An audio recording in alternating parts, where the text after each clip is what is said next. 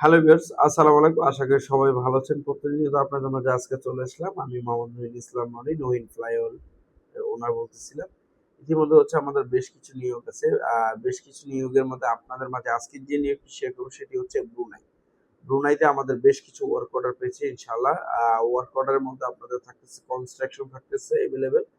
আর লেগা ক্লিনারের কাজ থাকতেছে। এই দুইটি সেক্টর আপাতত আমাদের কাছে এভেইলেবল আছে ইনশাআল্লাহ।